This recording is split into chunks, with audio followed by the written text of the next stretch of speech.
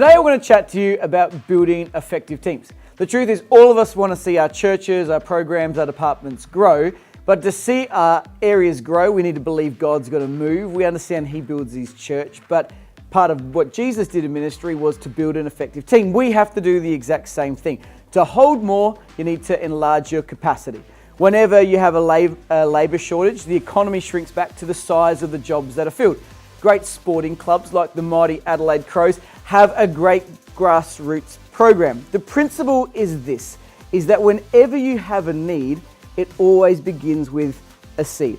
When a farmer looks at his crops and he's hoping for a bumper harvest, you might say a revival or a great return or a great season, a great day, a great Sunday. The farmer looks for a harvest. He looks out at his field and he gets to make a decision. I can complain about it, I can get worried about it, or I can plant a seed. The truth is, he can hold the seed in his hand and be grateful for what he has and wish there was more, or he could take what he already has and plant it in the ground, knowing that when he plants it and he sows into the ground and he invests into the soil, that he's going to get a greater return. You see, what we know with God is that we don't just reap what we sow, we always reap more than we sow. And it's one thing to tell the church that, and it's another thing to put that in place. See, right after the flood, God made a promise to Noah that applied to all of us, that seed time and harvest, sowing and reaping would always exist. You see, the reaping is His promise, but the keeping is our problem. And while God has more than a great harvest for every one of our churches and our youth ministries and our departments, the problem is being able to keep them. And the problem is not that there's not enough people to reach, it's do we have capacity? Do we have teams that are able to hold what God has for us? When Matthew 9, Jesus said to His disciples, the harvest is great, but the workers are few. There's never a problem with harvest. There always is people to reach, and God's plan is for the church to grow and to be built. The problem is workers. Are we willing to take what we have and invest in others that there might be the ability and capacity to hold a greater harvest? He promises the harvest, but some of us just need bigger buckets. Some of us just need more teams. Some of us just need more volunteers and more leaders. And I believe in praying for them and knowing God's going to bring them into our life. But I believe when we use what God gives us, He says, well done, I'm going to give you more. Reaping is a certainty, but the keeping is up to us. I mean, the oil ran as long as there were pots. Peter was able to catch as much fish as there was nets. There wasn't a fish problem, it was a capacity problem. It was a team problem. And if there were more nets and more people to catch the fish, they would have caught more fish. At the end of the day, we need to ask for help. The capacity always comes with workers and it comes with teams. So let me show you in this first session how to discover them. First, let's go to Matthew 9:9. It says, as Jesus passed on from there, He saw a man named Matthew sitting at the tax office, and He said to him, follow me. So he arose and followed Jesus. The first thing you've got to do is to find your Matthew.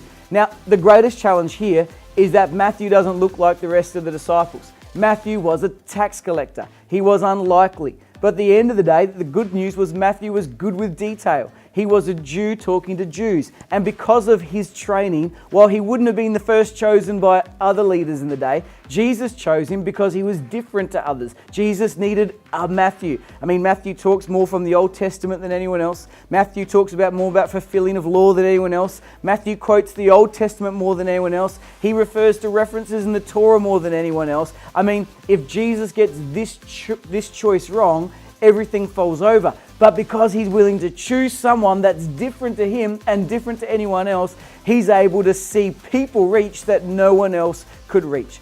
The truth is, Jesus got His Matthew because He was looking for His Matthew. I mean, how many Matthews do we walk past on a Sunday and a Friday and during our week, every week, that we don't notice because they act and look and seem different to us? How many seeds don't germinate? The thing is, if we're too busy doing the work of the ministry and not spending enough time looking for our Matthews, we'll miss the very people that are the answer to the harvest that we're believing for.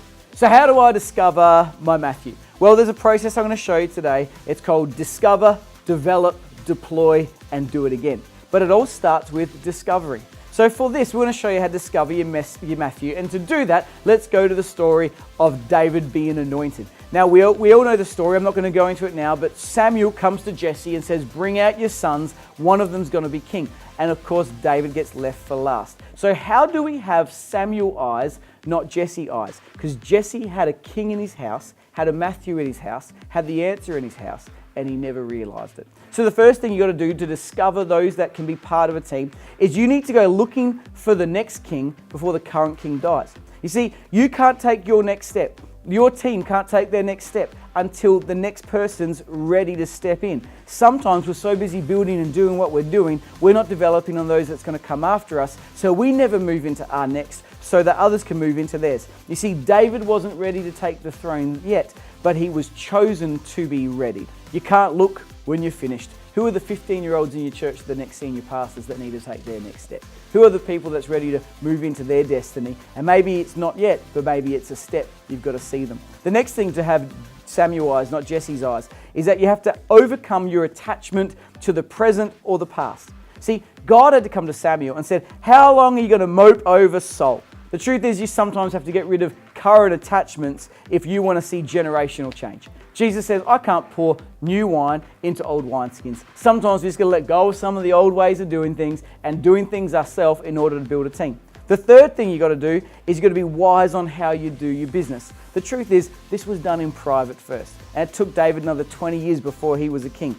Timing matters in leadership. My pastor actually says it this way: if the baby comes early, it's a problem for the baby. But if the baby comes late, it's a problem for the mother.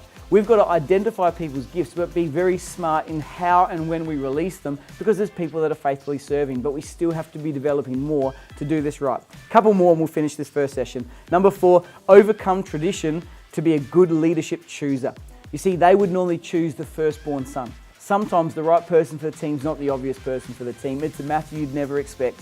Jesse had tradition and therefore chose all of the first sons. But Samuel had God's eyes and he chose the most unlikely because that was God's anointed. Man looks on the outward, but God's looking deeper. Number 5, overcome familiarity.